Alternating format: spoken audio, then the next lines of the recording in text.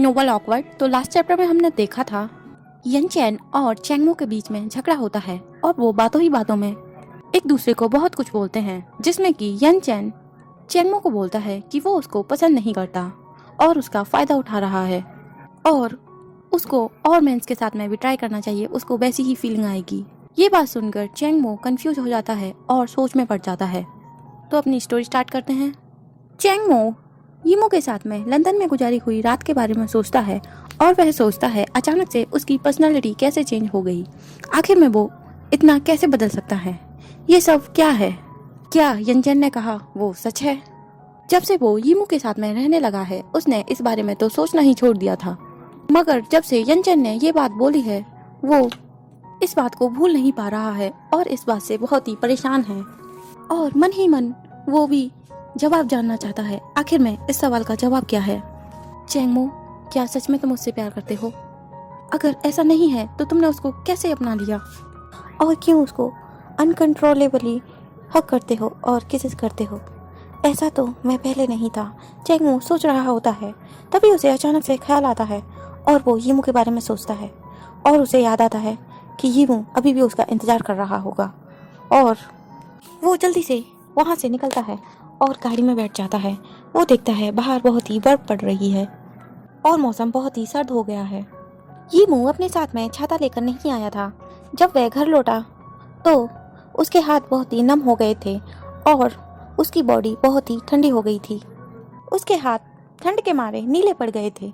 वो चारों ओर देखता है तो उसे पता चलता है अभी तक चैंगमो घर पर नहीं आया है और वो अपने शूज उतारता है और अंदर की ओर चला जाता है। वो अपनी फिंगर्स को कर्ल करता है और अपने आप को गर्म करने की कोशिश करता है। बाहर बारिश पड़ने लगी थी। यीमो बाहर की ओर देखता है।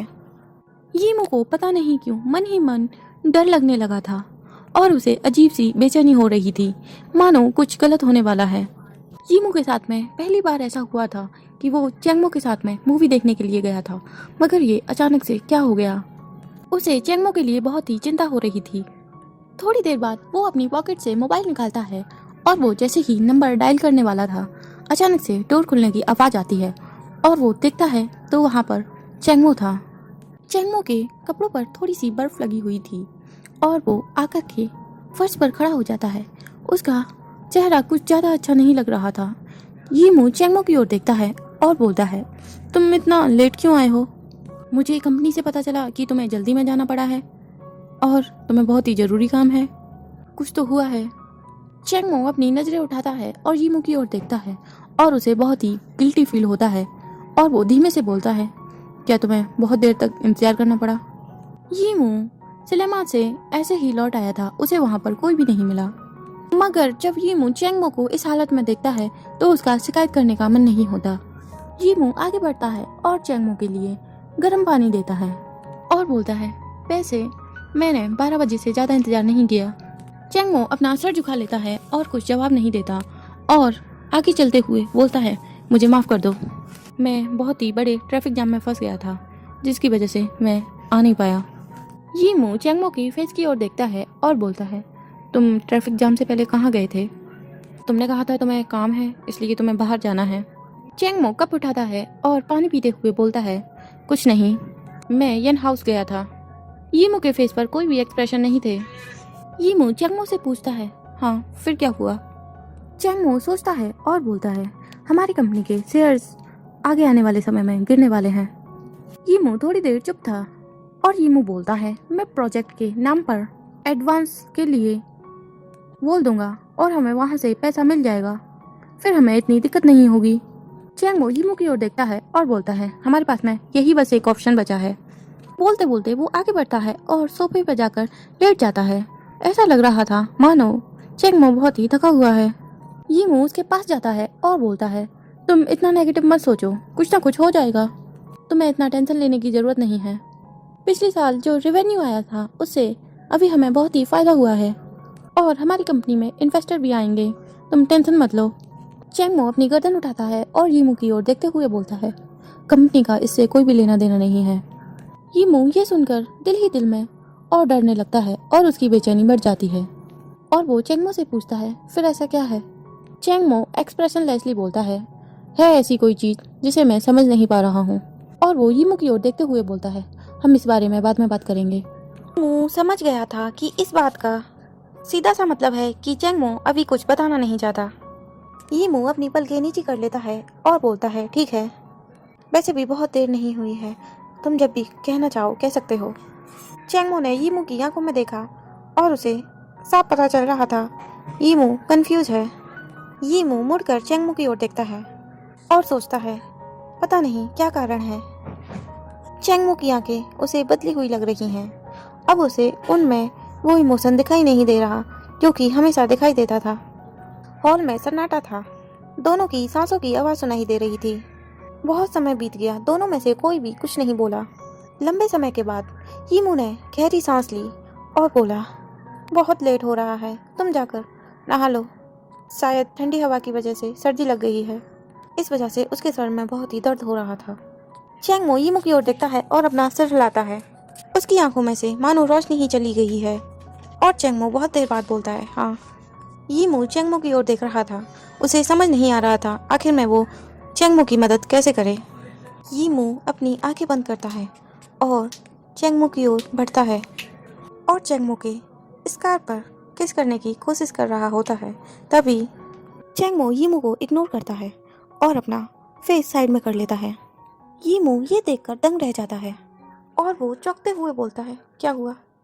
चैंगमो सीधे कोई जवाब नहीं देता और वो बोलता है, बहुत ही सर्दी हो रही है, मैं पहले गर्म पानी का शावर ले लेता हूँ। और चैंगमो बाथरूम की ओर बढ़ जाता है। यीमू वहीं से खड़ा हुआ उसे जाते हुए देख रहा था। यीमू का पतला और गोरा चेहरा उलझा हुआ था, उसे समझ नहीं आ रहा था आखिर में हुआ क्या है। यीमू नहाने के बाद ड्रॉर से टैबलेट निकालता है और खाते हुए वो रूम में सोने के लिए चला जाता है। उसके सर में बहुत ही तेज दर्द हो रहा था। जब वह बिस्तर पर लेटता है तो उसकी पलकें बहुत ही भारी हो रही थी, मगर फिर भी वो खुद को सोने से रोक रहा था। सच कहूँ तो वो बहुत ही चिंतित था। चैंगमो काफी देर तक नहाता रहा। करीब 1 घंटे बाद वो बाथरूम से निकला और अंदर चला गया। किसी कारण से चैंगमो बिस्तर पर लेटने के बाद में बिल्कुल भी नहीं हिला। जैसे वो पहले यीमू को अपने गले लगाता था, आज उसने ऐसा नहीं किया। आज उसने यीमू से पीट कर ली और थोड़ा दूर जाकर लेट गया। नहाने के बाद यीमू ने अपने बाल नहीं सुखाए थे, इसलिए उसके बाल बिखरे हुए थे। यीमू चैंगमो की ओर देखता है और बोलता है, क्या उसने बिजनेस के अलावा भी तुम्हें कुछ और बताया? चैंगमो कोने में लेटा हुआ था, उसने लंबे समय तक क्वेश्चन का आंसर नहीं दिया। यीमू चैंगमो की ओर जाकर लेट गया और चैंगमो की कमर पर हाथ रख लिया और उसने कहा, मुझे लगता है मैंने भी तुमसे बहुत कुछ छुपाया है, तो मैं तुमसे ये उम्मीद नहीं करता कि तुम भी मुझे सब कुछ बताओ, मगर मैं सिर्फ यही कहूँगा कि तुम ज़्यादा मत सोचो और खुद पर इतना प्रेशर मत डालो। चैंगमो की पलकें थोड़ी झुकी हुई थी। चैंगमो बोलता है, मैं बिल्कुल भी स्ट्रेस में नहीं हूँ, मैं बस थोड़ा कंफ्यूज हूँ। तुम मुझे अकेला छोड़ दो, मैं कुछ चीज़ों के बारे में स्पष्ट रूप से सोचना चाहता हूँ। यीमू ने चैंगमो की बात सुनकर चुपचाप अपना हाथ हटा लिया और चैंगमो से पीट कर ली और अपने दिल को तोड़ लिया। कमरे में कोई भी गर्मी नहीं थी और सर्दी की रातें बहुत ही ठंडी होती हैं। पहले की रातों में एक इंसान था जो कि हाथ और पैरों को गर्म कर दिया करता था, मगर वो इंसान आज कांपना बंद नहीं कर रहा। मगर चैंगमो ने यीमू पर ध्यान नहीं दिया। वो यीमू के बगल में ही लेटा हुआ था और चुपचाप फर्श को घूर रहा था। यीमू अब ज़्यादा देर तक बर्दाश्त नहीं कर सका। वो उठा और उसने अपने लिए रजाई निकाली और आकर बिस्तर पर बॉल बंद कर लेट गया। तभी उसका फ़ोन रिंग करता है और उसमें मैसेज लिखा था, वो बास्टर्ड तुम्हें प्यार नहीं करता। यीमू जानता था ये मैसेज यनचैन का है, मगर वो सोचने लगता है, क्या वो उसका मजाक बनाना चाहता है जो उसे ऐसा मैसेज भेज रहा है। मगर वो यनचैन को गलत साबित करना चाहता था, इसलिए वो आगे बढ़ता है और अपना हाथ चैंगमो के ऊपर रखता है और अपनी गर्दन चैंगमो के कंधे पर रखता है। चैंगमो जब ऐसा होते हुए देखता है तो वो थोड़ा सा हिलता है और अपने आप को यीमू से छुड़ा लेता है और पहले की तरह लेट जाता है। चैंगमो थोड़ी देर चुप रहता है और फिर अपनी कोहनी के बल बैठते हुए बोलता है, तुम इसे पकड़ लो। वो यीमू को गर्म बिस्तर थमा देता है। यीमू बोलता है, क्या हुआ? चैंगमो यीमू के हाथ को हटाते हुए बोलता है, नहीं कुछ नहीं, मैं बस थका हुआ हूँ। ये मुंह सोच में पड़ जाता है और बोलता है, आखिर में तुम किस चीज़ से थके हुए हो और तुम्हें किस बात का डर लग रहा है। चैंगमो अपने होठ हिलाता है। वो कुछ बोलना चाहता था मगर लास्ट में वो कुछ नहीं बोल पाता। हाँ, वो डरा हुआ था कि वो कितना सेमलेस इंसान है जो कि यीमू के साथ में रह रहा है और उसका फ़ायदा उठा रहा है अपनी सेल्फिश डिजायर्स के लिए। वो यीमू का इस्तेमाल कर रहा है। ये बात सिर्फ यीमू को तकलीफ देगी, ये सोचकर वो डरा हुआ था। चाहे वो दोनों के बीच गलतफहमी ही क्यों ना हो, वो उसे मिटानी होगी। मगर इस समय जितना हो सके उसे यीमू से दूर रहना होगा और फिजिकल कांटेक्ट को अलग करना होगा। शायद इस बात से वो पता कर पाए ये सो कॉल्ड लव है क्या। हो सकता है इस तरह की सोच बहुत ही भोली और बेवकूफ़ी वाली हो, मगर किसी को तो जिम्मेदारी लेनी ही होगी। इसको ना समझा जाए तो ही अच्छा है। वह हमेशा से ही जिद्दी है और जिद करता है, मगर अब चैंगमो आसानी से पीछे नहीं हटना चाहता क्योंकि वो जानता है ये इमोशन से जुड़ी हुई चीज़ें हैं। इसमें किसी के इमोशन को हर्ट नहीं होना चाहिए। यीमू के थॉट्स को कोई नहीं जानता। वो चैंगमो की ओर देखता है और फिर चुप हो जाता है। दोनों एक ही बेड पर अकेले सो रहे थे। वो पहले के जैसे ना हक किए हुए थे, ना एक दूसरे को किस कर रहे थे। मानो अब दोनों के बीच में प्यार का कोई एहसास ही नहीं था। उन दोनों के बीच में बहुत अजीब सी बेचैनी थी। ये मुंह सोच में पड़ जाता है, फिर अपनी आंखों को कसकर बंद करता है और वो हिम्मत करने की कोशिश करता है। वो पूछना चाहता था, चैंगमो, क्या तुम्हें इस पर अब पछतावा हो रहा है? वह मन ही मन इस सवाल को दोहराता रहा, मगर उसे कोई जवाब नहीं मिला और न ही उसकी तेजी से बोलने की हिम्मत हुई। ये मुंह डरता था कहीं सामने वाला इंसान मेरे पूछने पर हाँ ना बोल दे। ये मुंह छत की ओर देखता रहा और आधा घंटे तक वो ऐसे ही देखता रहा। फिर उसे एहसास हुआ रात बहुत ही कठिन है। यीमू ने जो टैबलेट्स ली थी उनका असर होना शुरू हो गया था। जैसे जैसे असर बढ़ता गया उसको नींद आने लगी और वो वहीं पर सो गया। यीमू को चैन की नींद नहीं आई और उसकी पलकें झपक रही थी और उसकी सांसें भी तेज और धीमी हो रही थी। चैंगमो ने धैर्यपूर्वक उसके सोने का इंतजार किया। जब उसे लगा कि यीमू सो गया है, फिर उसने अपना फेस यीमू की ओर किया और उसके फेस को घूरने लगा। ठंड के कारण यीमू का चेहरा पेल हो गया था और वो कांप रहा था। यीमू ने अपनी रजाई को लापरवाह तरीके से ओढ़ा हुआ था। चैंगमो ये देखता है, वो आगे बढ़ता है और रजाई को ठीक करने लगता है। यीमू नींद में बेहोश था।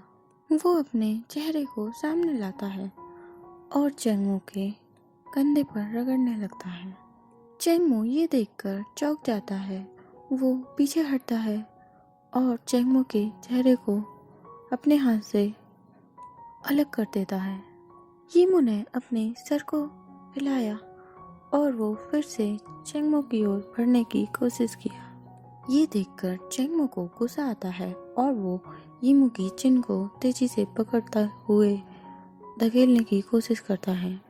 तभी चैंगमो की उंगलियां यीमू के मुंह में पड़ जाती हैं और यीमू उनको दबा देता है। ये देखकर चैंगमो का दिल तेजी से धड़कने लगा और उसकी सांसें तेज चलने लगी। ये देखकर चैंगमो ने अपनी उंगली को तेजी से खींचा। चांदनी रात में यीमू के लिप्स बहुत ही सुंदर लग रहे थे। चैंगमो आगे बढ़ता है और वो यीमू के फेस को पकड़ते हुए उसे किस करने लगता है। यीमू नींद में था। वो कराहते हुए पीछे होने की कोशिश करता है। चैंगमो यीमू के सर को पकड़ लेता है और बड़ी ही बेरहमी से उसके लिप्स को खोलता है और किस करने लगता है। वो हमेशा से इस आदमी को प्यार करता है और वो इसके साथ मौत तक लड़ना चाहता है। यीमू को ऑक्सीजन की कमी हो रही थी, वो छटपटाने लगा। चेंगमो ने ये देखा तो उसने उसके लिप्स को छोड़ा और उसकी गर्दन पर और चिक्स पर किस करने लगा। तभी उसे मोबाइल के वाइब्रेट होने की आवाज़ आती है। चेंगमो थोड़ी देर के लिए रुकता है और वो मोबाइल की स्क्रीन को स्कैन करने लगता है। मोबाइल पर लिखा हुआ था, यीमू बस वो तुम्हारे साथ खेल रहा है, वो तुम्हारा इस्तेमाल करना चाहता है। और भेजने वाले का नाम था यनचेन। चेंगमो ने अपने सर को नीचे किया और आगे की ओर बढ़ते हुए उसने मोबाइल उठाया और मैसेज टाइप किया, मदरफकर। और ये मैसेज यनचेन को सेंड करने के बाद में उसने यीमू के मोबाइल से मैसेज डिलीट कर दिया। ऐसा करने के बाद में उसे अजीब लगने लगा। वो पीछे हटा और उसने यीमू की बॉडी को कवर कर दिया। इस पूरी रात चेंगमो सो नहीं सका। रात बहुत ही गहरी और काली थी। केवल कमरे में घड़ी के चलने की आवाज़ आ रही थी। चेंगमो का माइंड बिल्कुल भी शांत नहीं था। वो जैसे ही यीमू को देखता वो यीमू की ओर बढ़ने लगता और तभी वो अपने आप को उसे दूर करने की कोशिश करता। ऐसे करते हुए उसे बहुत ही परेशानी हो रही थी। वो उठता है और बाथरूम में चला जाता है। बहुत देर तक ठंडे पानी का शावर लेने के बाद में उसका माइंड शांत होता है। वो फिर से बाहर आता है और दूसरी चादर उठाता है और सो जाता है। अगले दिन यीमू ने नाश्ता तैयार किया। उसने नाश्ते में दलिया बनाया हुआ था। चेंगमो की मानसिक स्थिति काफी अच्छी नहीं थी। उसने सर नीचे किया और किसी भी चीज पर ध्यान नहीं दिया। दोनों ने चुपचाप टेबल पर बैठकर एक दूसरे को देखा और खाना खाने लगे। थोड़ी देर बाद उन्होंने नाश्ता खत्म कर लिया। बहुत देर हो चुकी थी। चेंगमो कंपनी पहुंचा।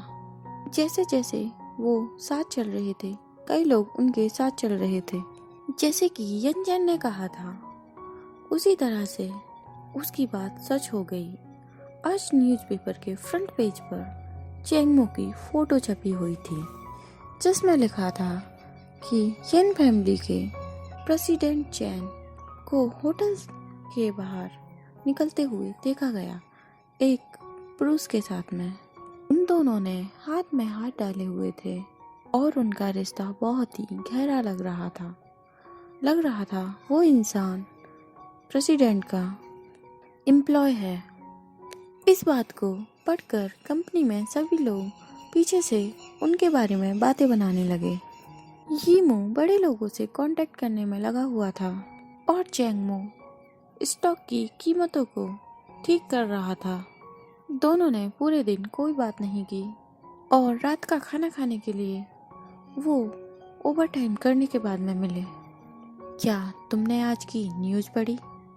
यीमू चाय पीते हुए बोलता है। चेंगमो डॉक्यूमेंट्स को देख रहा था और वो डॉक्यूमेंट्स को पलटते हुए बोलता है, मैंने उसको पढ़ा।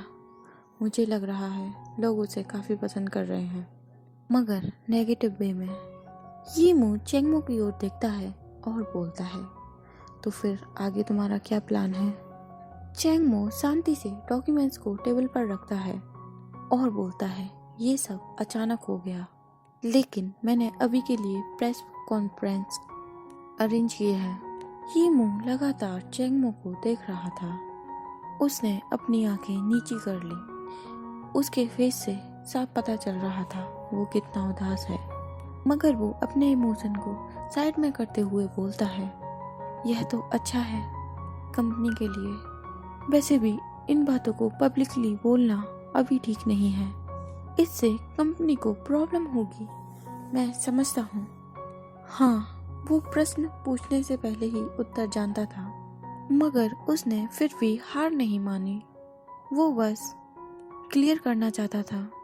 हो सकता है उसे चेंगमो से पहली बार में इतनी उम्मीदें नहीं रखनी चाहिए थी।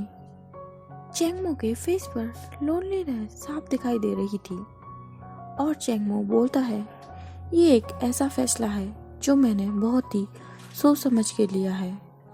हो सकता है तुम मुझे समझो। वो अभी तक मेल मिलाप नहीं कर पाया है। उन दोनों के बीच में सिचुएशन पहले जैसी ही है, मगर वो अपने रिश्ते को पब्लिकली अनाउंस करने से पहले उस सवाल का जवाब जानना चाहता है जिसकी वजह से वो परेशान है। यीमू ने चैंगमो को गहरी नज़रों से देखा और बोला, मैं ठीक हूँ। कुछ लोग कहते हैं कि जब लोग बड़े हो रहे होते हैं तो उस एज में उनका प्यार चरम पर होता है, मगर चैंगमो अभी इतना भी मैच्योर नहीं है कि वो लॉन्ग टर्म कोई फैसला कर सके।